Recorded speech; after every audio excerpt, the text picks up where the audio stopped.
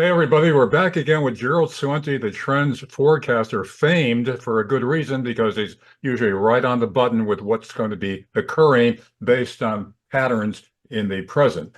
And what I'm concerned about, Gerald, is a move now being made by a Republican and Democratic congressman to require campuses to have anti-Semitism monitors in place to make sure that nobody is hitting on Israel too much. I'm concerned what this could lead to in terms of further erosion of the First Amendment. What do you think, Gerald? Oh, it's all part of it. Yeah, big headline. Biden, no place for anti-Semitism on any campus or anywhere in America. Well, first of all, let's get this straight. The people running Israel, none of them are Semites. No. They're Ashkenazis. They're from the Khazar region, northeastern Turkey. Right.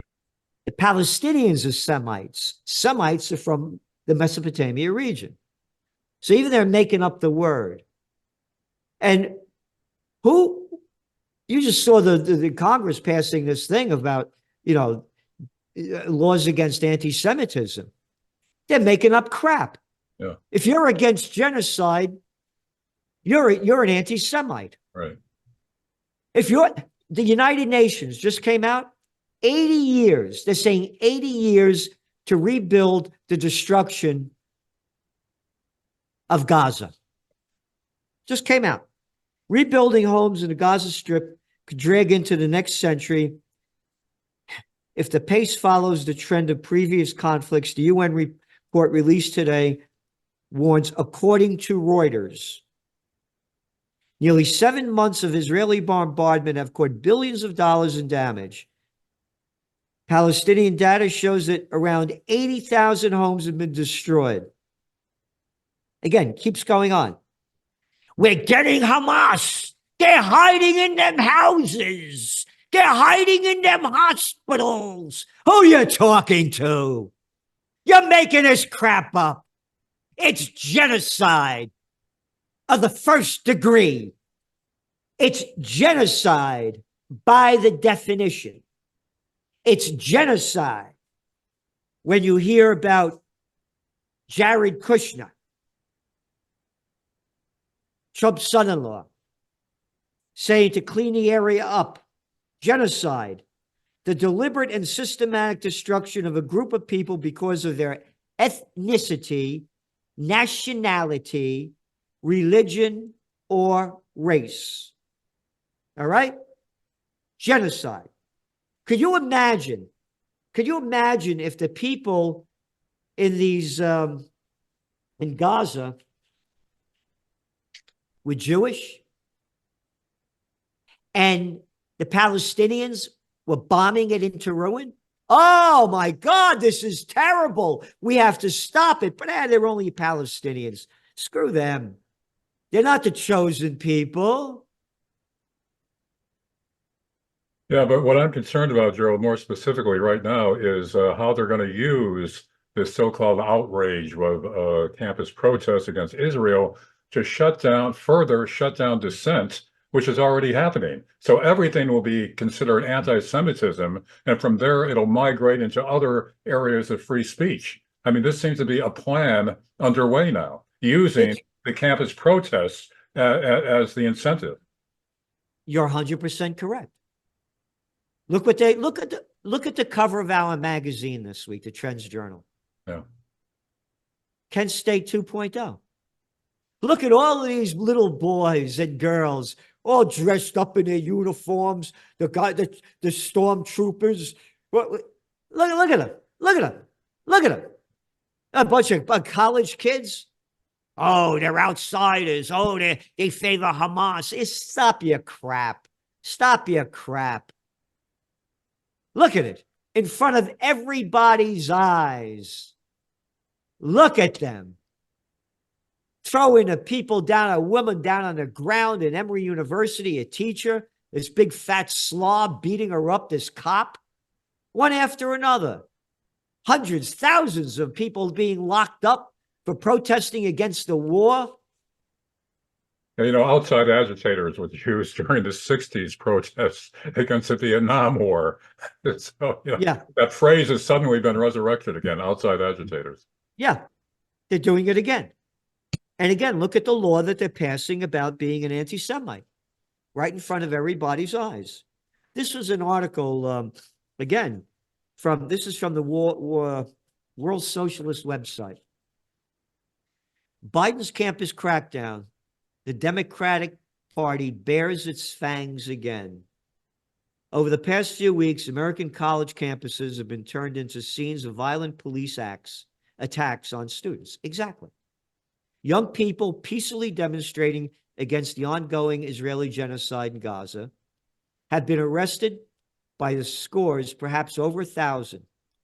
Police have been deployed in combat gear and on horseback. Cops have tased students. We've seen it. At Emory University, just as I was mentioning, professors protecting students have been violently arrested, and it goes on. So going back to what you're saying, this is more of the police state. Anti-Semitism, you cannot be against Israel's genocide. Yeah. But pro-Israeli demonstrations, they're just fine. Yeah. Yeah, they're generalizing all the phrases now. If you're anti-Israeli government policy and anti-Netanyahu policy, that's automatically vicious anti-Semitism. So eventually, if they have their way, you won't be able to criticize anything about Israel. Nope. Just like you better stand 6 feet apart. Yeah. Yeah. You better put on that mask when you go into an airplane. If you don't, we're going to throw you off. But when you sit down and eating and drinking, you can take the mask off because COVID knows when you're eating and drinking. It has manners. All right? You are not allowed to do anything the government doesn't want you to do. This is America, the land that slaughters people all over the world in the name of freedom and democracy, where they're robbing us of our First Amendment, all of our rights, one after another. I do a podcast with Judge Andrew Napolitano every Wednesday. Right. There's nobody that knows about the Constitution and Bill of Rights in my book. If anybody could show me, let me know, the Judge Napolitano. And week after week, it's the robbing of our Bill of Rights and our constitutional rights right in front of our eyes.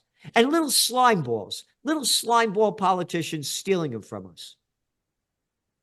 Yeah, I mean, the Republic survived all these years without becoming a dictatorship or a repressive government because of checks and balances, because you used to have a free press and a First Amendment that was a watchdog on the government, but they're tearing that down step by step. Well, again, as you said, tracking trends is the understanding of where we are, how we got here, to see where we're going. And how we got here, we're talking about the press, that little murderous son of a bitch, Bill Clinton. Caught Madeleine Albright on 60 Minutes, well, not all that bright, the UN ambassador at the time. And Leslie Stahl asks, is the price of 500,000 Iraqi children under the age of 5 worth the sanctions and what Bill Clinton is doing to Iraq? And she said, yes, it is. That Bill Clinton gave us the 1996 Federal Communication Act. Right. Did away with the restrictions of the bigs owning the media.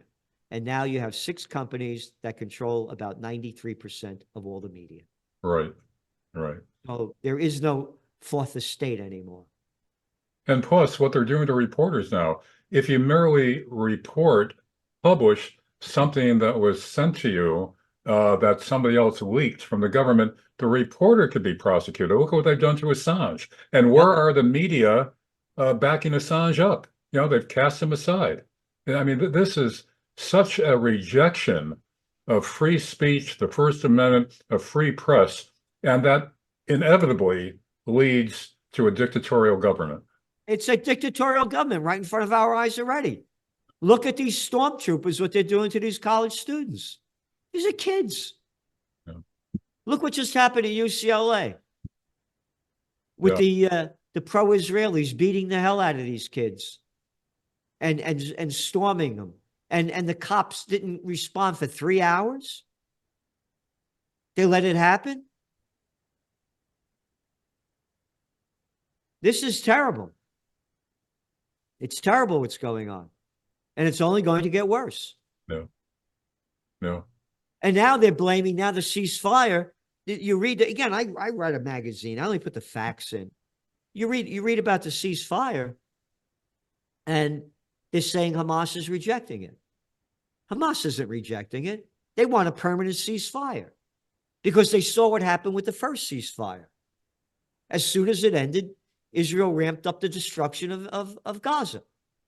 So they said, yeah, we'll have a ceasefire. We return all the people we have. You return the people that you have. And we need a ceasefire and you leave Gaza. Screw you. We're not going to leave. We're going to take it over.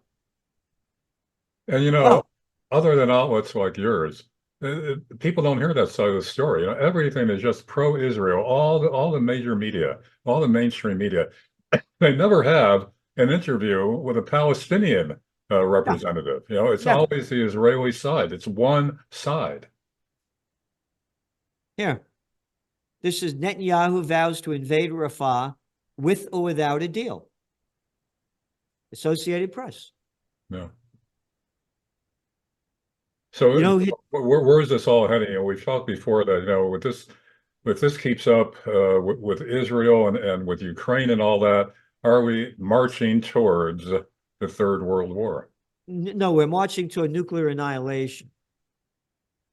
And you go back to Israel, this has been devastating for them. Most of the world, other than the politicians and the media, are totally opposed. Again, the protesters going, a lot of them are Jewish. Jewish Voice for Peace. Yeah. Norman Finkelstein. Max Blumenthal. Oh, they arrested Jill Stein, who's running for president of the United States in the Green Party, for being at the University in Washington University. Yeah. I mean, so what they're going to do is they're going to keep ramping this up. And then, again, the people are against this. So there's this thing called the Samson option, where Israel says if they lose, they're going nuclear. And they're going to lose. This thing, you know, there's nobody that I know, and I know him personally, other than Scott Ritter, who this guy was in the service at the top. He's been all over the world, was the United Nations nuclear inspector, lived in Russia, lived in Israel. This guy's been all over the place. And there was a great interview he did with George Galloway. People should look it up. And it was right after Iran struck back at Israel, after Israel blew up the consulate in Damascus, Syria, killed a number of Iranians, including top commanders and civilians. And Ritter said Iran's attack was very successful. He said it cost, and this is from the Times of Israel, it cost Israel $1.3 billion in defense for those drones and missiles that came in from Iran. It cost Iran 1/10 of that to send them. But Iran didn't hit any areas where people were. Yeah. They targeted specific areas and they did their job. And you saw the response from Israel. It was hardly anything. Yeah. I'm mentioning this because Israel is going to lose. There's no way in the world that they could beat Iran. Again, you go with the numbers. What do you got? About 8-10 million people in Israel? What do you got in Iran? I'm off the top of my head, 40-80 million? You know, these are the Persians. They're very advanced people. They have the weaponry to do it. Again, the United States is sanctioning Iran because they're allegedly supplying the drones to Russia. So what I'm saying is World War III has already begun. There's going to be a false flag event that's going to make it, quote, official. And you're going to see Ukraine has lost. We said that before the war began. There's no way they're going to beat the Russians. And they're going to do a false flag event, maybe bomb a nuclear power plant, just like 88% of the people swallowed the crap out of little Georgie Bush's mouth. We're going to get that guy Osama bin Laden dead or alive. The longest war in American history in Afghanistan, total failure. They're going to have a false flag event that's going to make this official. Doesn't look good, Gerald. No. The Samson option is looming. All right, Gerald, I know you're a busy guy, so we'll continue this. Next time, we'd like to talk about the looming financial crisis that a number of analysts are saying is almost at hand. So I want to hear how you feel about that. And that's for the next time. Gerald Celente, famed Trends Forecaster, thanks once again for being with us. And thank you for all that you do. It's, you're a man that's been in the business as a journalist for many, many years, and you see the demise of what's going on. And you're a real brave man doing what you're doing and trying to bring life, liberty, and the pursuit of happiness back to the United States, which has been stolen from us. What's going on now with these college campuses is just heartbreaking to me. And to look at the pictures from Gaza, the destruction of these buildings, the people living in the streets, little kids being blown to pieces, and you're an anti-Semite if you're against that. Yeah. And again, the other thing too, just to make it clear, I'm not anti-Semite because I've opposed Israelis' wars. And you know me, I launched Occupy Peace because I'm against America's wars. So that doesn't make me anti-American. Yeah, So I mean, I've used the comparison myself. I'm an Italian American. If somebody was criticizing Mussolini during the Second World War, did that make them generally anti-Italian? If somebody was criticizing Hitler during the Second World War, did that make them generally anti-German? I mean, these are ridiculous comparisons that they throw at the public, and the public increasingly can't distinguish the baloney anymore, especially the kids who grow up with a media that's fixed, colleges that don't teach them how to think, but what to think. So it's getting worse and worse. Every one of my Jewish friends, except one, and I got a load of them, a load of Jewish from a New Yorker, they're all opposed to what's going on. Every one of them.